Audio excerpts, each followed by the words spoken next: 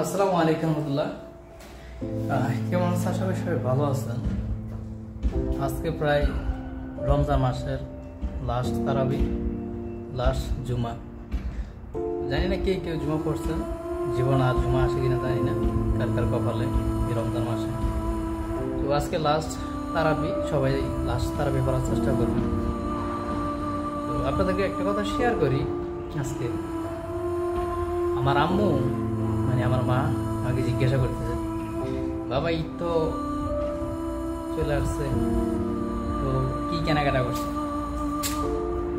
এই কথাটা শোনার পর আমি একটু চুপ ছিলাম, একটু পর হাসি দিয়ে বললাম যে হ্যাঁ, কেনাকাটা হয়েছে আলহামদুলিল্লাহ।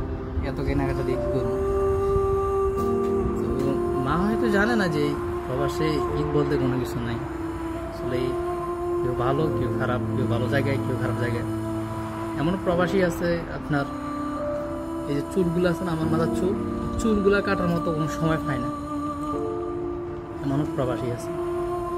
তো প্রবাসী না হলে প্রবাসীর কষ্ট কোনোদিনই বোঝা যায় না নিজ স্থান থেকে। তো এটাই পার্থক্য। তো হাসি মুখে এটা দিলাম। মা হয়তো বুঝতে দেরি করা নাই যে ছেলে কথা বলতেছে, মা তো মার মন। তো এটাই, আপনার জীবনে অনেক কিছু আসবে যাবে, তবে ঈদ নামক শব্দ প্রবাসী যারা আছে তাদের সবার জোটে না কপালে। তো ঈদ আনন্দ বা ভুবন এগুলা একসময় ছিল, এখন নাই।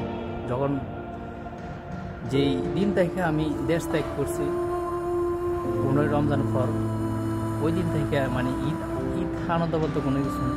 কারণ যে রমজানে ঈদ করার কথা ছিল সামনে, সেই রমজানে কিন্তু দেশ ত্যাগ করে, মাতৃভূমি ত্যাগ করে প্রবাসের মাটিতে আসতে বাধ্য হয়েছি। সেই ঈদ যাতে উপভোগ করতে পারি নাই, তাহলে প্রবাসে আর কীরকম ঈদ উপলব্ধি করতে পারবো বা উপভোগ করতে পারবো, এটা বোঝার মতো কারো ক্ষমতা নেই দেশের মানুষের। যারা এখানে আছে, প্রবাসে আছে, তারা একমাত্র বুঝতে পারবে কী জিনিস। তো এটাই, সবার জন্য দোয়া করবেন। আর লাস্ট তারাবি, আজকে লাস্ট জুমা, কালকে হয়তো তারাবি নাই, কালকে রোজা আছে, লাস্ট রোজা। রবিবার ঈদ বলে দিতেছি আমি, বাংলাদেশে সোমবার ঈদ, এই দেশে রবিবার ঈদ। তো সবাই সবাইকে মাফ করে দিবেন।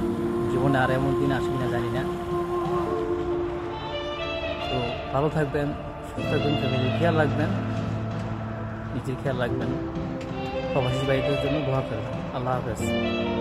যদি ভুল ত্রুটি হয়ে থাকে তাহলে ক্ষমার দৃষ্টিতে দেখবেন।